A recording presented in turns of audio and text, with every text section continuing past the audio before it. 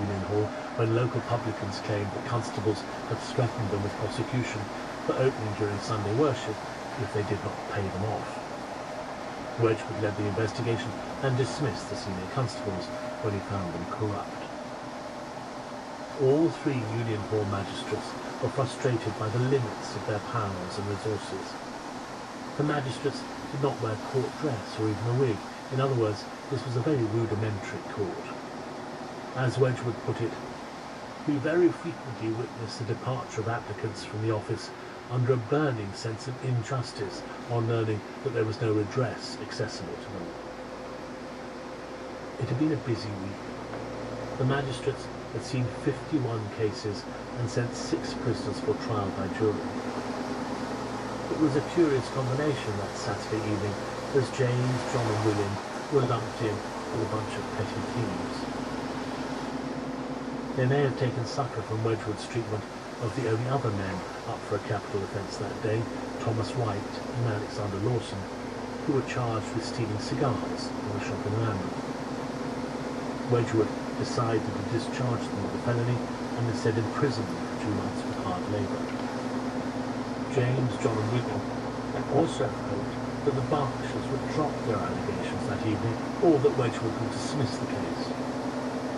In the event, Wedgwood asked them simple questions and remanded them till Monday. The men must have spent an anxious time locked up in the basement cells, wondering how to get news to family and friends. The court reassembled on Monday morning at 11 o'clock, when Wedgwood was again in the chair. This time, he felt he had little choice.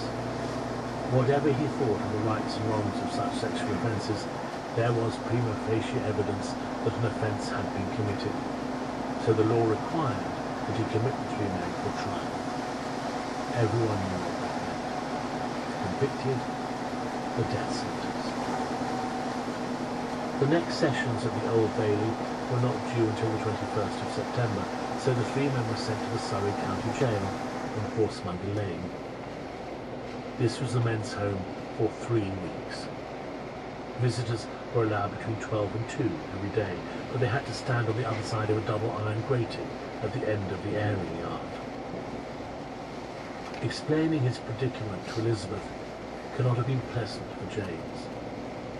There would be little privacy to ask James the many questions that must have been running around in her head. She would have been searched on entry, perhaps for the first time in her life, yet she would also know that with no facilities to wash clothes, James relied on her to bring fresh linen. Other matters may also have consumed their thoughts. James was the breadwinner in the house, and the law required that a felon be deprived of his property when he was hanged. Neither John Smith nor William Bonnell seems to have had any dependents, but James and Elizabeth must have worried that his disgrace might bring destitution to his wife and daughter. All 3 men must have felt feelings of shame, depression, and fear. On Saturday afternoon, on the 19th of September 1835, James, John and William, along with 21 other Surrey prisoners, were cuffed together in pairs and marched from Horsemonger Lane Jail to Newgate in preparation for their trials. The journey would have been unpleasant, as crowds took every opportunity to jeer at criminals bound for Newgate and pelted them with whatever came to hand. But the men must also have quailed at the sight of the jail itself.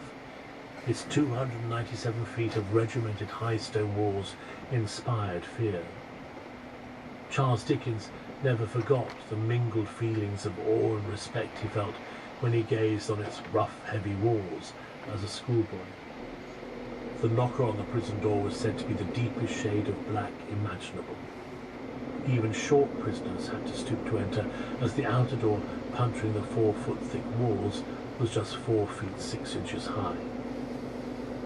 It seemed designed to let people enter, but never leave.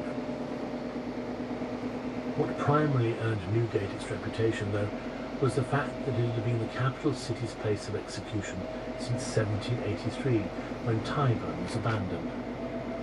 On either side of the main entrance stood 2 lodges, the Felon's Lodge and the Debtor's Lodge. On the day of an execution, a scaffold will be erected outside the debtors' lodge, projecting into the street of Old Bailey.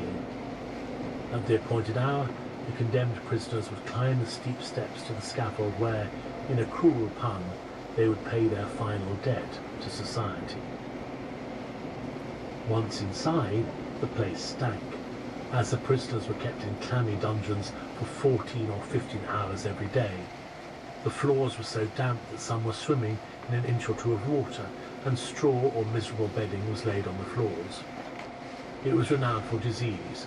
The Black Assizes, held at the next-door Central Criminal Court in 1750, had seen 60 lawyers, jurors and witnesses infected by prisoners with the jail fever raging in Newgate, and judges still insisted that the court be fumigated every day by plunging a red-hot poker into a bucket of vinegar and sweet herbs. The jail was so dark that candles and burners were used all day. One contemporary said the darkness was so oppressive you could lean against it.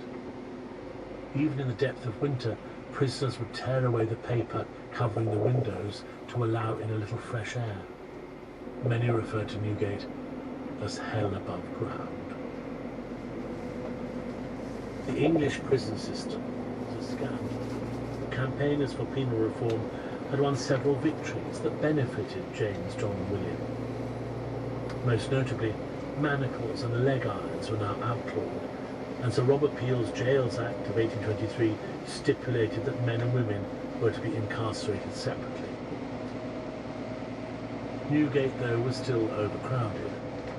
Roughly 3,000 prisoners were committed to it every year. There was little attempt at hygiene. Each yard had a single washing place, a cold water pump with no sink or basin.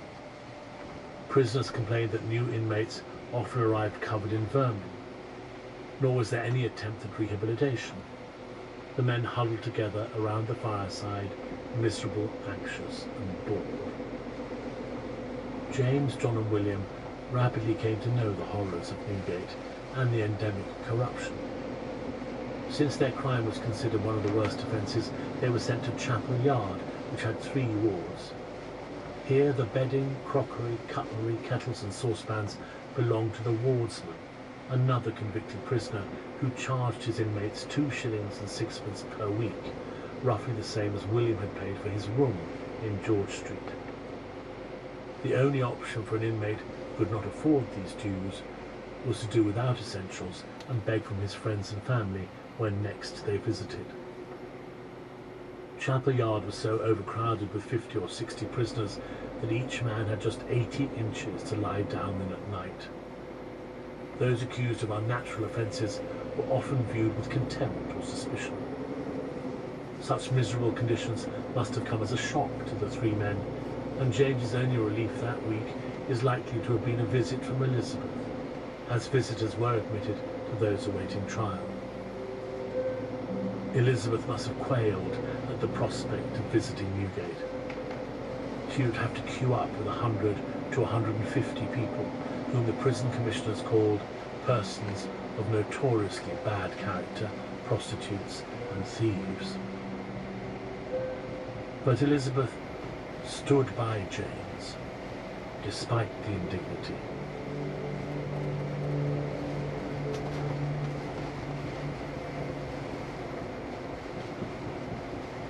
Simon Russell Beale reading James and John by Chris Bryant. It was abridged by Julian Wilkinson, and the producer was Allegra McElroy. Murder mystery drama on BBC Radio 4. I wanted to ask you about my sister. She was a student of yours. A young woman's sudden death leaves many questions unanswered. She did a couple of my modules, but it seemed the course wasn't for her. It's just so strange because it was the whole reason she came down here. She really admired you. She got in with some really hardcore people. Climate protesters. But much more than just protesting. It was intense. And then she stopped. Just like that. Sabine on BBC Radio 4. Stop what? Everything. Continues next Monday afternoon at 2:15, with all episodes available now on BBC Sounds. Why is it harder to find details about women than men when researching family histories? More on that on Woman's Hour after the news.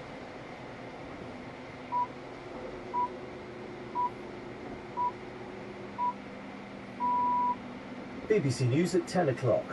The government says the former chairman of the Post Office, Henry Staunton, who was sacked last month, has misrepresented his conversations with civil servants. He claims he was told to delay compensation payments to victims of the Horizon IT scandal so the government could limp into the general election. The business secretary, Kenny Badenoch, accused him of having no evidence. Mr. Staunton has now released a handwritten note made after a meeting with a senior civil servant. Our business editor Simon Jack has read it.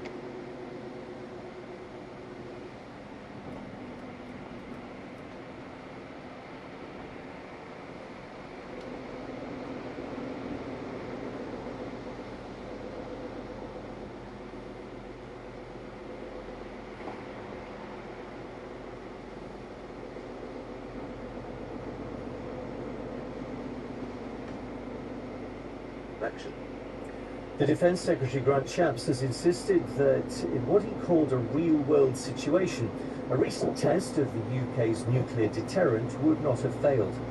A Royal Navy submarine was supposed to fire an unarmed Trident missile thousands of miles. Instead, it landed nearby.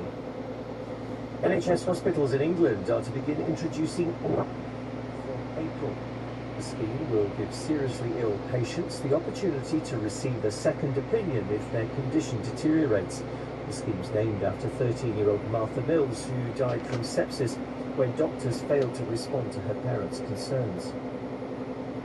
The former head of the Independent Inquiry into Child Sexual Abuse says the safeguarding measures implemented by the Church of England still fall below the standards expected of non-religious organisations. Professor Alexis Jay says 2 new charities should be created to take over the protection of vulnerable people. And the European Space Agency's pioneering ERS-2 satellite is due to fall to Earth today. It was launched in 1995 and stopped working in 2011. It helped develop systems which are now routinely used to monitor planetary conditions and shed light on the urgency of climate change. BBC News.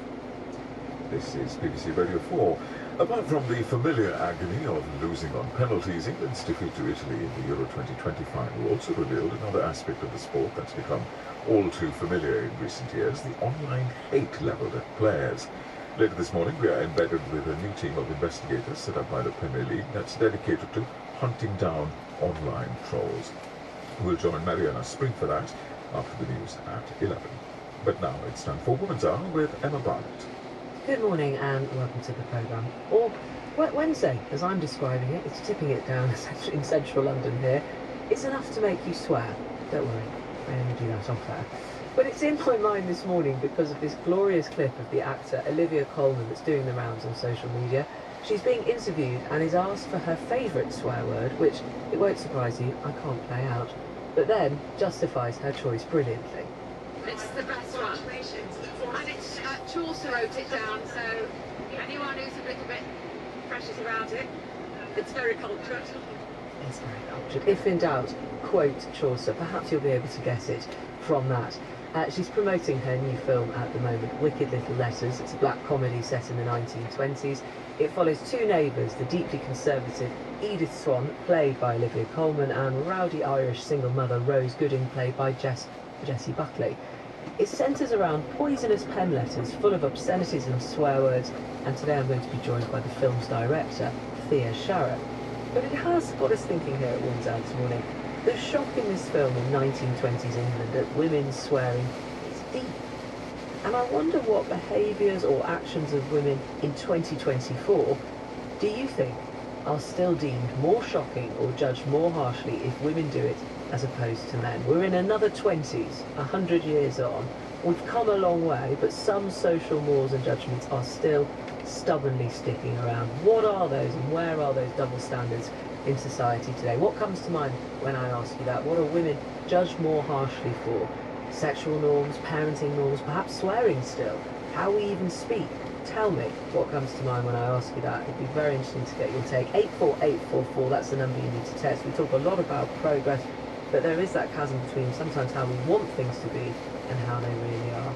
On social media, we're at BBC Woman's Hour, or email me through the Woman's Hour website, or if WhatsApp's your bag, 03700 100 444. Look forward to getting some of those messages, or not. depending on what they say. Also on today's programme, we address one of the longest standing debates in the scientific community and beyond. Are women and men wired differently? Are there differences between our brains? A new scientific paper being hailed as the first of its kind says yes. But what about nurture? And also neurosexism? We will get stuck in using the only brain I've got.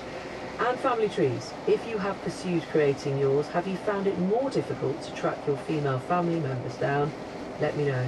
We'll have a bit of insight on that too. But this week marks 2 years since Russia began its full-scale invasion of Ukraine. 2 years. At least 10,000 Ukrainian civilians, including more than 560 children, have been killed since the start of the war. That's according to figures from the United Nations Human Rights Monitoring Mission as of December. However, it is widely believed that that real number is a lot higher. Keeping with what's happened to children during this time, Ukraine's government says it's identified 20,000 of them who have been abducted by Russian forces. Ukrainian officials report that children were forcibly separated from their families, taken across the border into Russia, and have faced efforts to strip them of their Ukrainian identity. Russia denies this accusation and says it has protected vulnerable children by moving them from a war zone for their own safety. You may remember on Women's Hour, we first covered the first Qatar brokered deal in October, which saw 4 children returned from Russia to their families in Ukraine. In December, a second deal saw 6 more children return. Yesterday, it was reported that Qatar had brokered the third and largest deal with 11 Ukrainian children set to be returned. On Monday, the children were received by the Qatari embassy in Moscow, and late last night, crossed the border from Belarus to Ukraine, some of them reunited with family members who've been waiting out. Let's get the latest on this from the BBC Hague correspondent Anna Holligan, and in a moment I'll be talking to the award-winning filmmaker and war correspondent Shahida Tulabanova, who I spoke to in October when that first deal was broken, because Shahida, you may also remember, directed the ITV documentary Ukraine's Stolen Children. Anna Holligan, to come to you first, can you bring us up to date with the very latest? Just incredible pictures I'm looking at here of children with their suitcases being pushed into minibuses and cars on the border. It looks as though this happened in the dead of night. They were taken from the Qatari embassy in Moscow to the Belarus border, and there they had to walk for a kilometre in order to enter Ukrainian territory. So some of them were there reunited with distant family members. Others were actually, 2 children were rushed to hospital, and their condition looks as though it may have been serious, although we don't know what's wrong with them. Another one was reunited, a 13-year-old boy was reunited with his mother, who had been held prisoner in Mariupol. So, you know, there's so much bleak news coming from this area at the moment. It's really incredible to see these images of the children being reunited with their families. Do we know anything more about these children who've gone across? We know a little bit more about their ages. There's a 13-year-old and a 10-year-old. They were living with distant relatives in Mariupol again. And then it looks as though they were taken into a state children's home and then transferred to Russia. So they were reunited, and looking at the picture now, with their uncle, a computer developer called Sergei, and he will now take them into custody. So unlike the thousands of other children who we are told have been transferred across the border, some of them from children's homes, some of them because they were taking part in holiday camps when the war broke out, and have since found it impossible to go home. And you know, this is a kind of, I'm based in The Hague, and I cover war crimes and crimes against humanity, and this is a new kind of war crime that we are witnessing here, according to the ICC, the International Criminal Court, which has issued charges against the Russian President Vladimir Putin and his Children's Rights Commissioner. And she is a really interesting character in all of this, because she is Maria Lvova-Belova, and she is the kind of antithesis of what you might expect from a quintessential warlord. She delivers babies and balloons rather than bombs and bullets. She appears on her social media channels wearing flowy, flowery dresses instead of military fatigues, and yet what she and what President Putin are accused of are war crimes just as atrocious and heinous as murder and rape. So it's really been interesting to watch how this has developed over the last 2 years, actually. Yes, and then let me bring you in at this point, Shamila. Good morning. Morning. Just because we were hearing there about the Russian politician and presidential commissioner for children's rights, and the idea of what she is, the role she's playing, viewing her as a war criminal. You've actually interviewed her. I did indeed. And how did you find her, and in light of what we've just heard about her? Well, she clearly doesn't look like a war criminal. She does look like a person who is caring about all the children in Russia and now occupied parts of Ukraine. She's very well briefed. She's very precise. When she lies, she looks in your eyes and she lies, and you know that she lies. Some things she says is true. Some things she says was a clear lie. But like all Russian governmental officials, she is very good on what's happening, and she does know what's happening. Because she also, just keeping it with the children and that side of things for a moment, is it right that she's adopted a boy, a Ukrainian teenager? She fostered a Ukrainian teenager from Mariupol called Filip Galavnya. He was in a group of 31 children from Mariupol, which were snatched by the Russians. And I mean that must have been very difficult to see him. Did you see him? I saw him. I interviewed him too. It was hard. It was hard. You could see the transformation of the child when he came to Russia. There was footage. He was filmed a lot and showed a lot on Russian television. He was very skinny. Now he's very big, which could show that he's under stress. He seemed content. But when I asked him, do you want to go back to Mariupol? He said, no, I'm not going to go back because there's no city, it's about people, and there's no people anymore. So, I mean, in your documentary, we talked about, 5 women, mothers and guardians, go to Russia to try to retrieve missing children. Is there any update? We're getting this one, obviously, overnight and hearing about that. Have you got any updates from the women you were talking to? All the women I spoke to, they brought their children back. But in the film, there was one case of a boy called Denis Kostik, who actually stayed in Russia, allegedly willingly, even though his godmother went all the way to Moscow to get him back, but she was deported, and he later sent a voice message to his brother saying, I'm staying, I love it here. Actually, in December last year, he contacted me saying that he wants to leave Russia. He's already 18. So together with volunteers from Save Ukraine, this is a charity that brings a lot of Ukrainian children back, we helped him to get out of Russia to Belarus, and from Belarus to Poland. He is now waiting for his Ukrainian documents to come through, and then he's going to go to Germany to reunite with his grandmother and his brother. Wow, that's incredible. Yeah, I actually went to Poland to see him for the first time. He's a really nice boy, very well read, but like many children who stayed in Russia for a long time, he was there for almost 2 years. His ideas are a bit, he didn't become pro-Russian, but his ideas about the war and who is the aggressor changed a little bit. Anna, coming back to you, as we reach this very grim milestone of 2 years of this fighting and this war, what do you understand, or what have your contacts been saying to you about what Russia's objective could be in taking these children, as it's being described and what you've been reporting on? Well, it depends from whose perspective. So the Russians will say they're saving these children, the adoptions, the fostering, their acts of generosity. We should be really clear. Am I here about what we're talking about? These are allegations of state-sponsored child kidnapping, forcible transfer, not by chance or accident, but by design.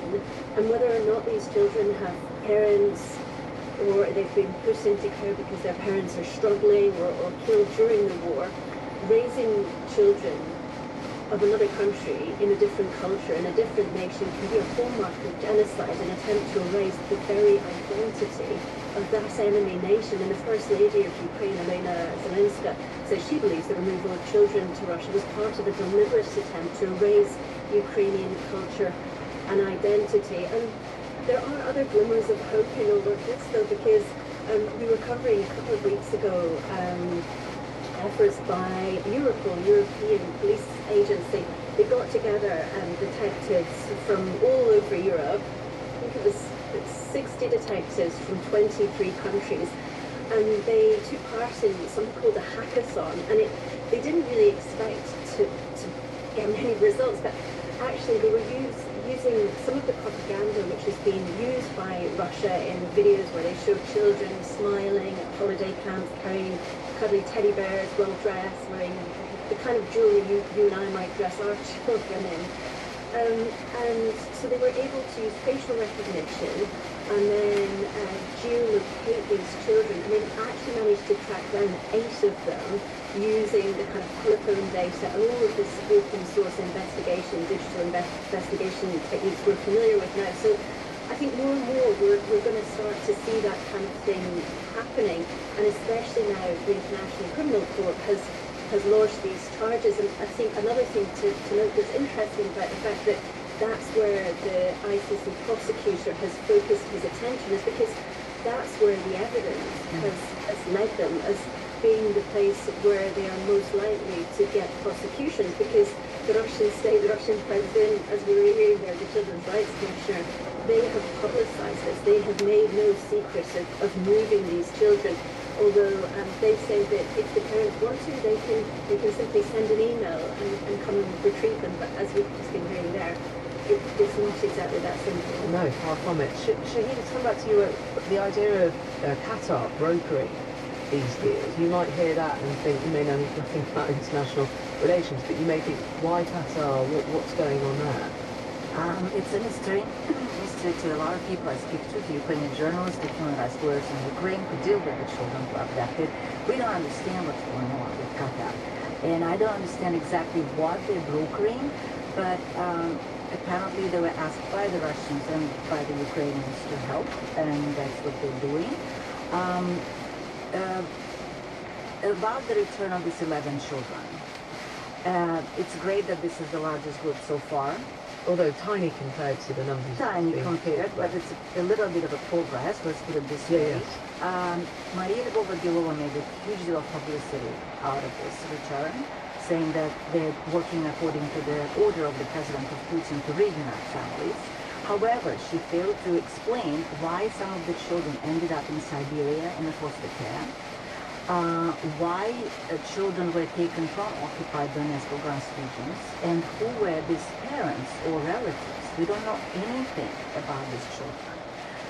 2 kids were from Simferopol at occupied Crimea, which suggests good news that when Russians were leaving Kherson region from occupation in summer 2022, they took the whole baby orphanage with them and moved it to Crimea. So these 2 kids who were returned now were taken in ambulances. These were the kids from this baby orphanage, which story was well publicized in Western media and in Ukraine as well. And I was hoping that they will start returning these kids, because these kids with a lot of disabilities. So finally things are moving, which is a progress. But it's still a long way to go. The process of returning Ukrainian children should be absolutely transparent. There should be one legal mechanism to do it, which is not happening at the moment. Everything which is happening is very haphazardous, ad hoc, volunteer-based, and we don't know exactly what is happening behind the scenes. Do you think, yeah, sorry, go on, Anna. I was just going to ask a question, but go on. What were you going to say? I mean, when we were talking about babies, the heartbreaking thing is that every day it becomes harder to trace them, because these are children who in a few years' time might not know the name of their birth name. So how at that point will it even be possible to trace them and bring them home, because they will have entirely new identities. And this has come from the top, because President Putin made it easier for Russian families to adopt Ukrainian children. He changed the law, signed a presidential decree, and that was in May 2022. So that makes it even harder for Ukrainians to get their children back.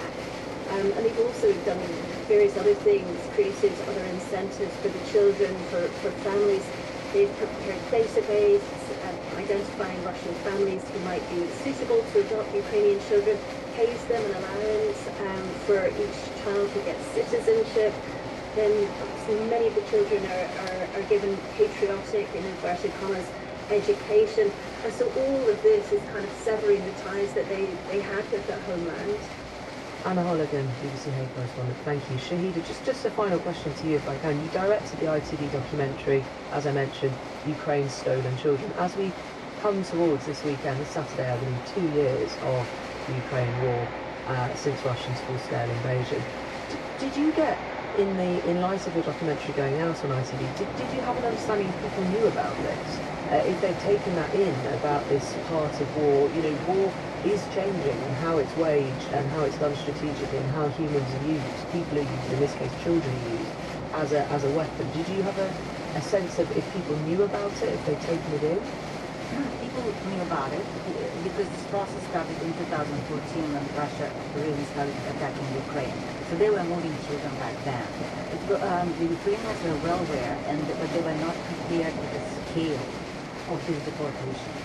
Because Russians didn't just take one kid, another kid. They were taking whole orphanages to Russia. And it's impossible to trace them down sometimes. It's a very difficult job. So that was a surprise, the scale. Thank you very much for joining us in the opinion. Shahida Tulaganova, the award-winning filmmaker and war correspondent. As ever, if you have anything to say, especially as we reach that point, do get in touch about that war. We've covered many stories and many issues to do with how people have been saved or not, and again, we'll keep bringing those stories as it develops, perhaps to do with Ukrainians missing children and how that is perhaps changing on a smaller scale, but perhaps what's happening on a bigger scale too. We'll keep with that story. I did ask you about having heard that Olivia Colman clip about her favourite swear word, which I'm sure some of you are disappointed I was not given special permission to play this morning. Some of the double standards that still exist. We're going to talk in a moment to the director of the film that looks at women's lives and men's lives in the 20s. We're in a different 20s now, 100 years on. What isn't changing that perhaps should be? How are women judged differently? What are those double standards? Some interesting messages coming in. My husband can easily take our children to the pub and enjoy a relaxing pint as they poo in their prams. Whilst out with them, he gets comments about being a great father or how cute the boys are. If I even drink around them in the pub whilst with other adults, I do not get the same comments. Instead, often I get quite a lot of side-eye, says Rachel in Yorkshire. I think a lot of people want to relate to that. Chris says I often whistle tunes when I'm busy. I've always done it since my father taught me at age 5. I was doing this at work one day when distracted and my assistant was utterly shocked that a woman would whistle. She told me, a whistling woman never marries. I was married for 30 years with 4 children at the time, which I pointed out to her. I've never heard that one. Wow. Jane in Bath. I'm in my 60s and I'm very conscious that when people come to our house, I am the one judged if it's a mess or there's no food. No one's ever going to say, hasn't her husband let himself go? Women are still not allowed to burp or have wind. My ex-husband would be so repulsed if I did so if I did while happily doing it himself. My dad also can't periscope all. Women are not allowed to perform natural bodily functions. Come on, women. I will keep going, but I do love the first message that seems to have come in here on our text message console, I'm assuming. Armpit hair. There you go. Let's tell you about this film then. The new film, Wicked Little Letters, a black comedy set in Littlehampton in the 1920s in West Sussex, follows 2 neighbours, the deeply conservative Edith Swan, played by Olivia Colman, and rowdy Irish singer Rose Gooding, played by Jessie Buckley. When Edith and the other residents begin to receive poisonous pen letters full of obscenities, potty-mouthed Rose is charged with the crime. The anonymous letters prompt a national uproar and a trial ensues. So let's have a listen. The Home Secretary, Mr. Edward Short, was compelled to answer a question in Parliament about the ever-growing scandal of the Littlehampton letters. The poison pen missives, obscene and malicious in equal measure, are causing widespread distress across the county. Now numbering over 100, Mr. Short called them a national embarrassment, but said he has immeasurable faith in his exemplary police force to find the culprit in the air. The mystery of the letters continues to captivate the nation, in which every household has an opinion on whether Miss Rose Gooding is innocent or guilty. Well, that's the question. The film is based on a true story. Thea Sharrock is the director. She joins me now. Good morning. Morning. Double standards there. We started there. How do you feel about it? Well, firstly, I'd just like to say I'm going to try really, really hard not to swear this morning. Are you going to do me that favour? I'm really going to try.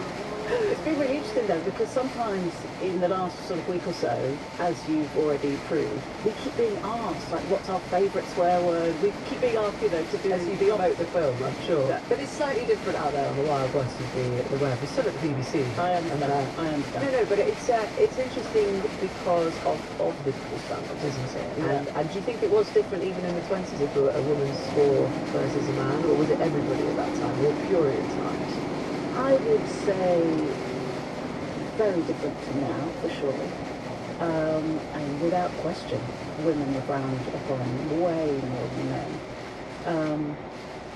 Perhaps one of the interesting things about the movie is the moment that it's set is, of course, the moment after the war, and women are getting used to men coming back, so having had to deal with all of those jobs and having to deal with the men not being there. Suddenly the men come back and they have to re-find what their place is. And I think that's part of where you find Olivia Colman and Jessie Buckley's characters within that society. Yeah. And dealing with that very separately because of their backgrounds and their home lives. They are in very, very different positions, as we find at the beginning of the film. Tell us a bit about them. I described her as potty-mouthed Ray.